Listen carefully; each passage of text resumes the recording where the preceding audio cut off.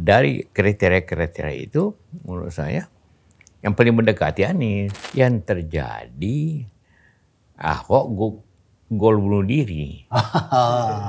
Pak JK kalau boleh saya tahu Pak, komunikasi Pak JK dengan Pak Jokowi selama ini sudah terputus atau masih komunikasi Pak? Ya sudah lebih 6 bulan saya tidak berkomunikasi.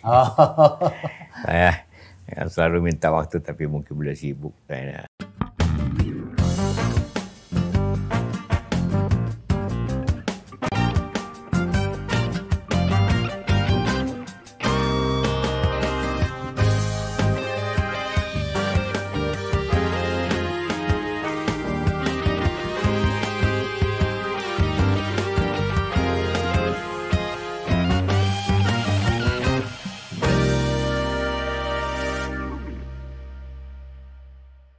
Assalamualaikum warahmatullahi wabarakatuh. Salam damai sejahtera buat kita semua. Om Swastiastu, Namo Buddhaya, dan salam kebajikan. Saya Feby Mahendra Putra, Direktur Pemberitaan Tribun Network. Tribuners, tahun 2023 adalah tahun politik. Karena tanggal 14 Februari 2024 kita akan memasuki pemilihan presiden sekaligus pemilihan anggota legislatif. Dan untuk ngobrolin soal politik, kita perlu pandangan dari para politisi senior. Di antaranya adalah Pak Yusuf Kalla. 2 kali beliau menjadi wakil presiden, 1 kali menjadi ketua umum Partai Golkar, partai besar di negeri ini. Dan oleh karena itu telah bersama dengan kami Bapak Yusuf Kalla atau akrab dipanggil Pak JK. Assalamualaikum Pak. Waalaikumsalam. Terima kasih Pak.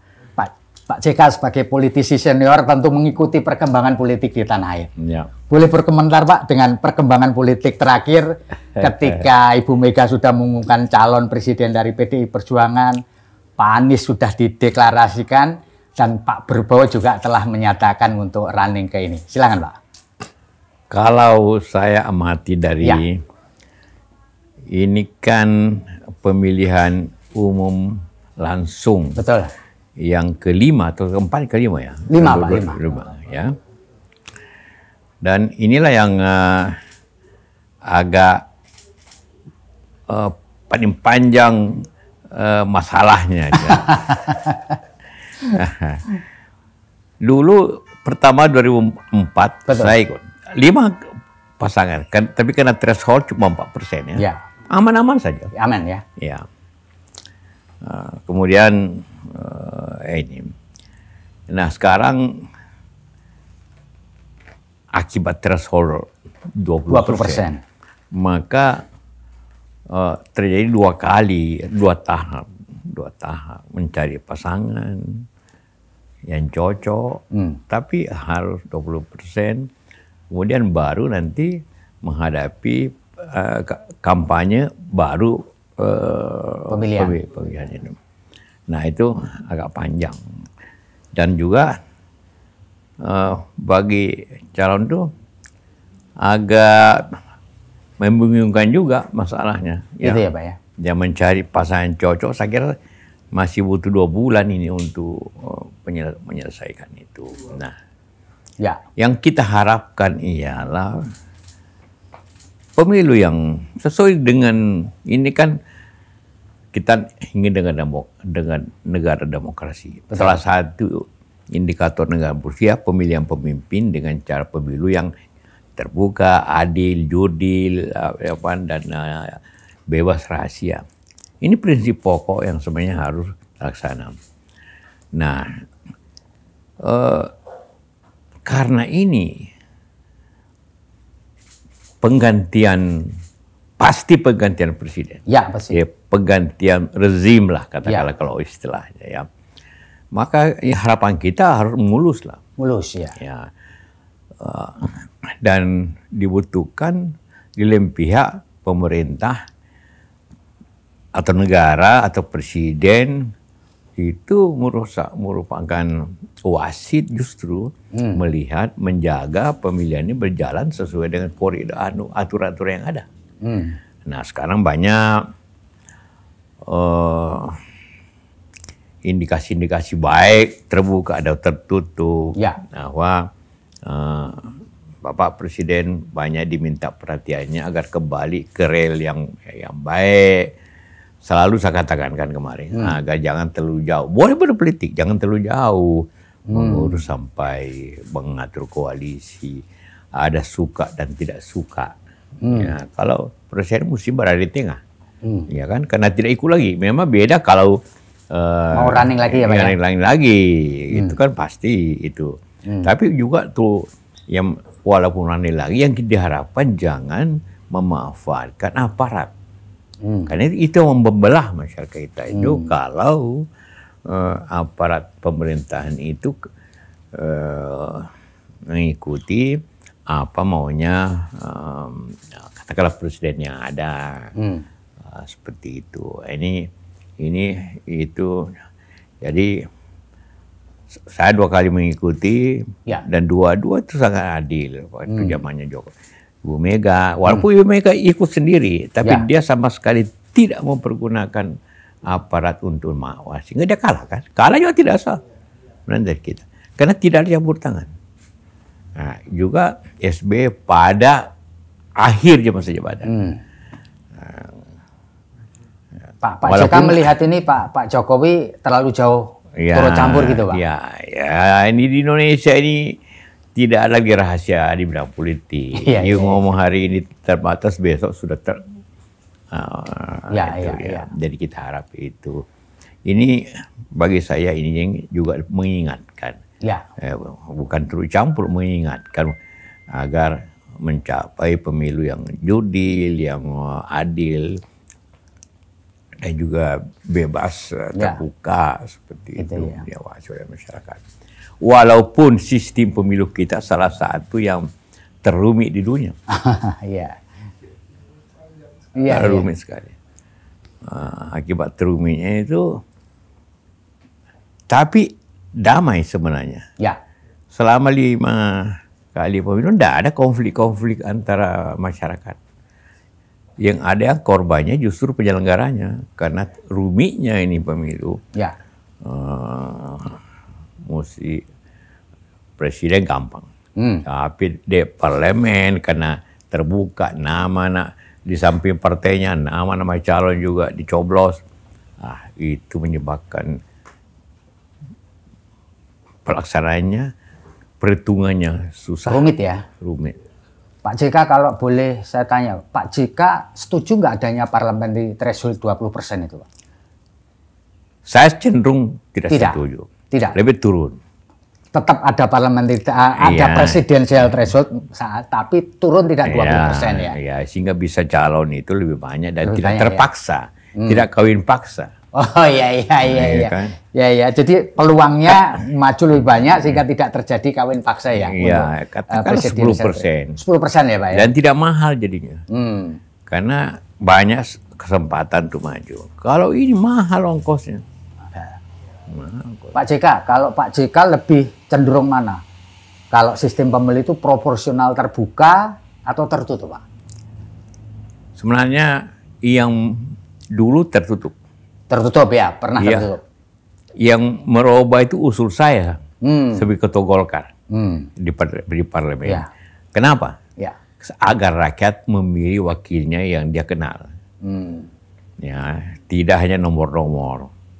Kedua, kalau terbuka, yang kampanye itu calon itu sendiri. Calon sendiri. Jadi partai itu agak bebannya tidak sebesar kalau tertutup. Kalau tertutup ya kampanye partai. Partai yang maju, betul. Dan calon ini kalau katakanlah ada 10 calon, paling yang aktif kampanye 3-4 calon. Karena nomor hanya kira-kira nomor jadi gitu. Yang lainnya buat apa kampanye keluar ongkos. Dan cara hitungnya gampang. Partai saja. Jadi mungkin kalau tertutup lebih sederhana ya. Kalau ini terbuka, bukan rumit sedikit, rumit sulit.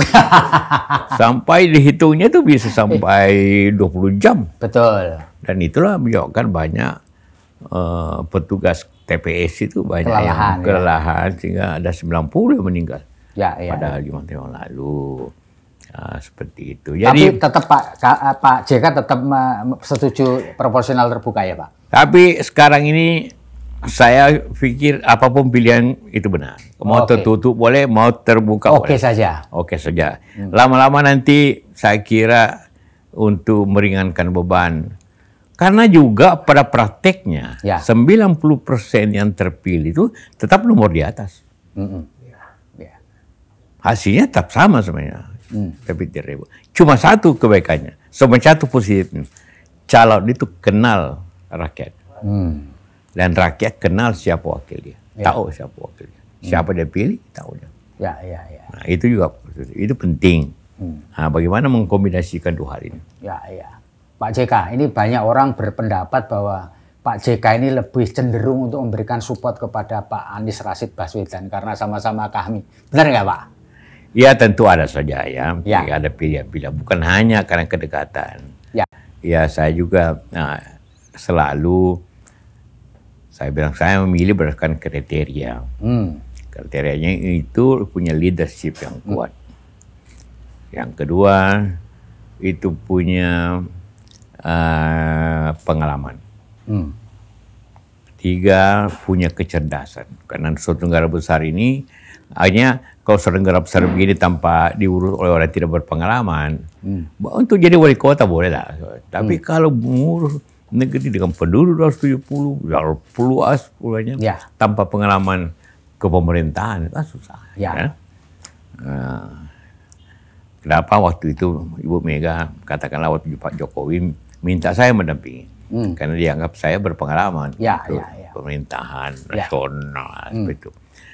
Ketiga, track record yang baik. Keempat, track record yang baik. Nah, dari kriteria-kriteria itu menurut saya yang paling mendekati Anies.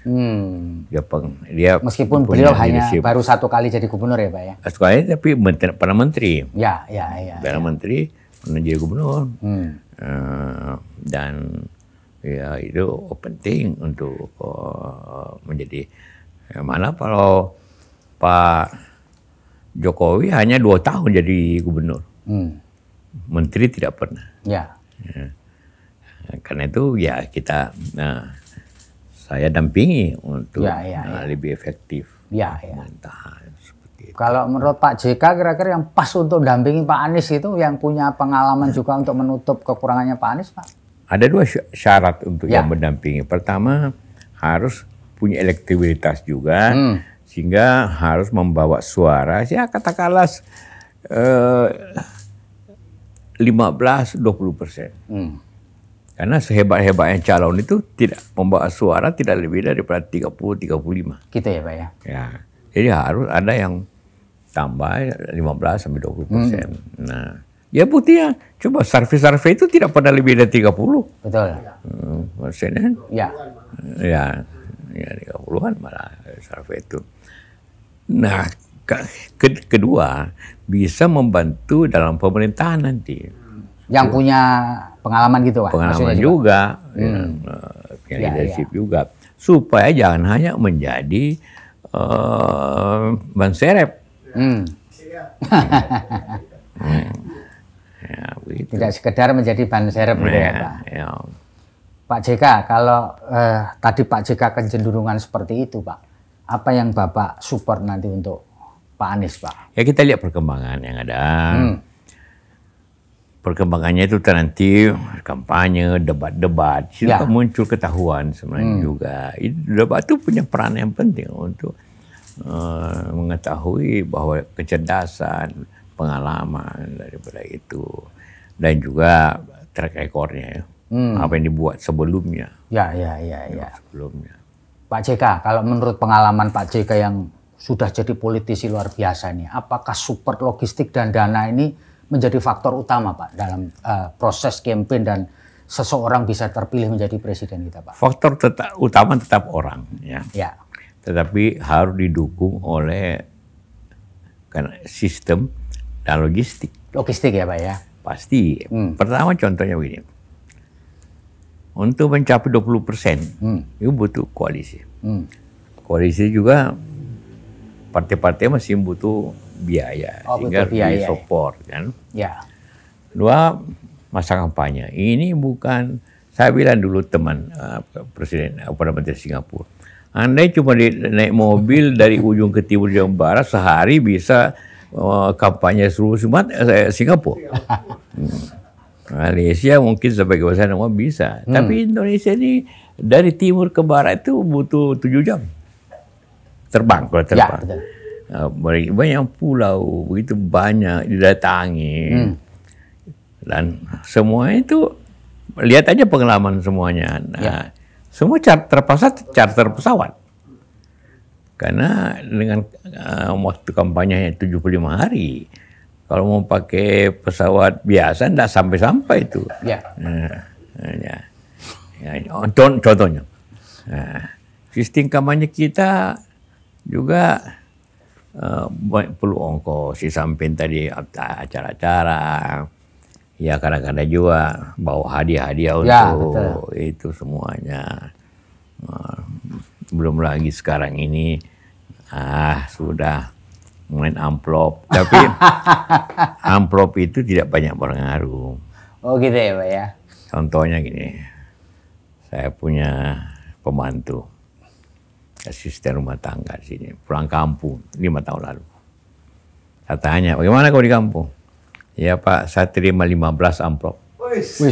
Karena anggota DPR kan, anggota DPR nasional, di tingkat provinsi dan kabupaten, ya semuanya bawa amplop. Jadi 15. Karena itu siapa dia pilih, tidak jelas lagi. Jadi pengaruhnya kecil jadinya, karena terlalu banyak. Iya. Bagi orang kampung ya terima semua. Pak, kalau ini Pak, ini orang mengatakan untuk running menjadi presiden Indonesia ini selama campaign saja itu perlu 100 triliun. Kebanyakan nggak Pak? Enggak kebanyakan. Kalau 50 Pak? Enggak. 25? Jauh, saya kira. Berapa Pak kira-kira yang wajar? Pengalaman itu? Saya. Ya pengalaman Pak. Itu tahun 2014, 10 tahun lalu. Ya. Itu saya cuma keluarkan kira-kira sebagai wakil presiden ya, kita bagi tugas ongkos. Itu hanya kira-kira 2 triliun. Oh 2 triliun waktu itu sebagai Wapres ya Pak ya. Nah itu pengeluaran terbesar pada saksi atau apa Pak? Saksi sharing ya, antar presidennya biasanya. Sini kan 800.000 TPS, kali minimum 200.000 sekarang. Itu sudah lebih 1 triliun. Hanya untuk kepentingan saksi ya Pak? 1 triliun. Selebihnya untuk transport, untuk kampanye. Alat peraga, kaos. Iya, gitu ya. kaos macam-macam. Nah itu. Ya kira-kira sekarang itu mungkin naik jadi 3 T. 3 triliunan Pak ya? 3 triliunan. Ya. Pak, kalau selama proses kampanye nih Pak, pengalaman Bapak 2 kali dan yang lain-lain itu Pak? 3 kali, 1 kali kalah. Yang terpenting apa Pak? Faktor yang paling penting yang menentukan nanti pada pilihan ini, sepengalaman Bapak? Pertama, yang paling penting memang pengetahuan mereka tentang apa kita individu punya pengalaman, dikenal, dan bukan hanya mau kampanye baru minta dikenal. Oh gitu ya. Sebelumnya ya karena waktu itu Menko Kesra kan? Ya. Dan contohnya saya damaikan Poso, Ambon waktu itu. Jadi mereka sudah kenal saya sebagai juru damai contohnya. Jadi ada legacy. Jadi orang mengenalnya seperti itu. Di samping ya sejak dulu saya dekat dengan bidang keumatan. Jadi tidak. Kalau saya masuk pesantren itu biasa, bukan soal yang tiba-tiba. Dan hubungan-hubungan kita semuanya. Tapi masyarakat juga itu objektif melihatnya. Kalau sosmed itu pengaruh nggak Pak? Pasti, ya. Pasti. Seberapa besar Pak pengalaman Bapak? Gede atau? Berbeda dari tahun ke tahun. Oh berbeda ya? Kalau ya sekarang itu mungkin dari sisi media sudah di atas 50%, mungkin 60 lebih pengaruhnya ya. Ya, bahkan tiap malam orang baca. Dari orang kampung pun sudah punya handphone.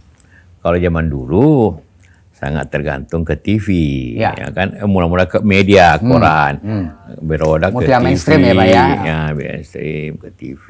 Ya.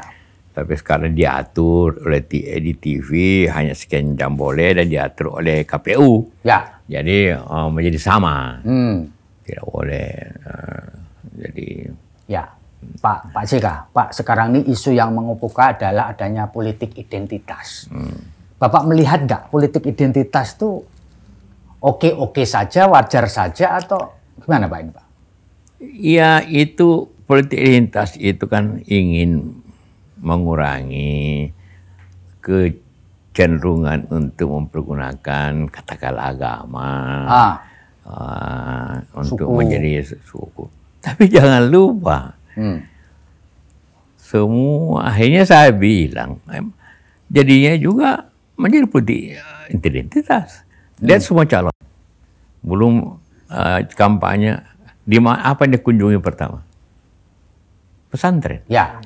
Siapa saja, mau Anies, mau Ganjar, mau Prabowo, yang pertama sowan ke Kiai, cium tangan Kiai kemana-mana. Jadi itu juga politik identitas agar orang tahu bahwa calon itu dekat dengan Kiai, dekat dengan agama. Ya. Jadi sebenarnya otomatis, walaupun orang ngomong, tapi yang otomatis terjadi juga identitas. Terjadi juga. Semuanya ke pesantren, ke Kiai. Ya. Siapa yang calon? Ya. Semuanya. Jadi itu sebenarnya ingin mengumumkan ke masyarakat bahwa saya dekat Pak Kiai Lutfi, Pak Kiai Boma siapa, Pak Kiai Hos di Jawa Timur apa. Dan tiap hari kita lihat itu. Ya, seperti jadi oke saja ya. Oke saja. Faktanya memang begitu ya. Iya, faktanya begitu. Ya. Bahwa jangan mengkafir-kafirkan orang. Ya. Jangan dari sisi agama menjelekkan dengan cara itu. Jangan. Ya. Itu aja sebenarnya. Bahwa dia dekat dengan agama itu terjadi. Pak JK, Pak Anies ini kan banyak disorot ketika pada tahun 2017 dianggap memainkan politik kebencian agama untuk menang running lawan Ahok. Bapak bagaimana melihat tuduhan itu, Pak? Saya kira itu tidak seperti itu. Ya. Yang terjadi Ahok gol bunuh diri. Ahok gol bunuh diri ya? Karena dia mulai kan. Yang mulai tentang agama kan bukan Anies. Anies hanya bukan manfaat, dia kebetulan aja.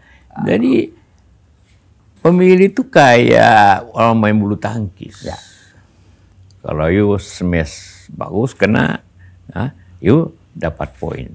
Tapi kalau punya smash kemudian ke net, nyantol ke net, itu poinnya lawan. Oh gitu ya. Harus sudut pandangnya harus gitu ya Pak. Begitu memang. Jadi kemudian waktu itu Ahok bikin gol bunuh diri.